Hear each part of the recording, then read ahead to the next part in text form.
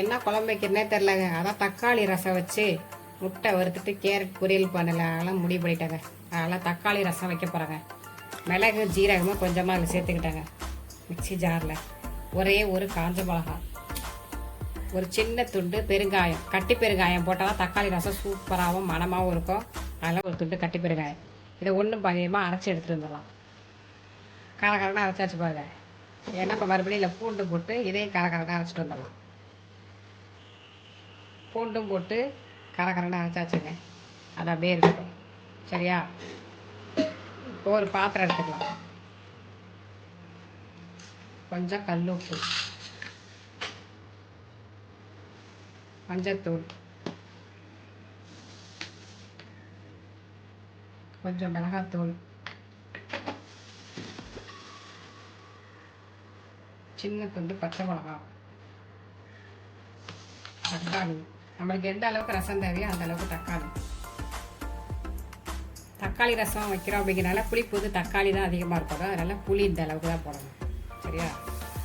கருவேப்பிலை, கொத்தமல்லி தழையை கொஞ்சம் பிச்சு போட்டுக்கலாம். கொஞ்சமாக தண்ணி சேர்த்துக்கணும். சேர்த்துட்டு எந்த அளவுக்கு கரைக்க முடியுமோ கையை விட்டு கரைச்சிக்கலாம். மிக்சி ஜாரில் அரைச்சோம்னா அந்த டேஸ்ட்டு போயிடும். கையில் தாங்க கரைக்கணும். நல்லா கரை கரைச்சி அவனை வெள்ளத்தை பூரா அதில் காமிச்சு நல்லா கரைச்சி எடுத்துருவோம். சரியா? நம்ம அரைச்சி வச்சுருந்த மசாலா பவுடர் அதில் கொஞ்சமாக சேர்த்துக்கலாம். கொஞ்சம் தாளிக்கையிலே போட்டால் வாசமாக இருக்கும். அதெல்லாம் கொஞ்சோடு சேர்த்துக்கலாம். சரியா? இவ்வளோ சேர்த்துக்கலாம்.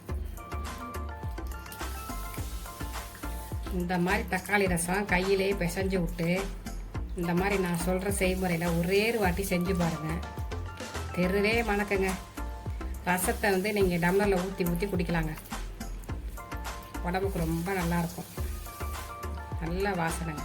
கரைக்கும் போதே எவ்வளோ வாசனை. இந்த மாதிரி கையில் பிசைஞ்சு வைக்கிறது நல்ல டேஸ்ட்டாக இருக்குங்க ரசம். சரியா? இப்போ கரைச்சி வச்சாச்சு. இப்போ தாளிச்சிக்கலாம். ரசத்தை தாளிச்சிக்கலாம். ஒரு பாத்திரத்தை அடுப்பில் வச்சுட்டு கடுகு, உளுந்தம்பருப்பு,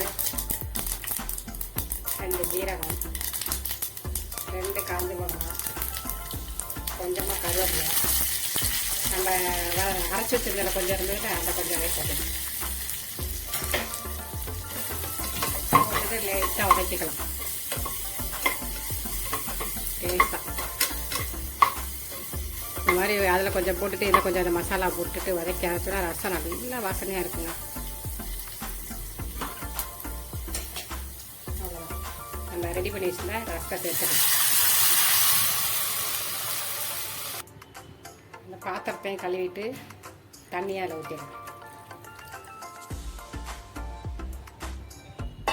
அடுப்பு வந்து வேகமாக வைக்கக்கூடாதுங்க. சிம்மிலே வச்சுட்டு அது நல்லா அப்படியே நுர கொட்டி வரணும். வேகமாக வச்சு கடை நுர கொட்ட விடக்கூடாது. உள்ளெல்லாம் மூவ் ஆகி நல்லா அப்படியே உப்பு நிறைய வரணும். சரியா?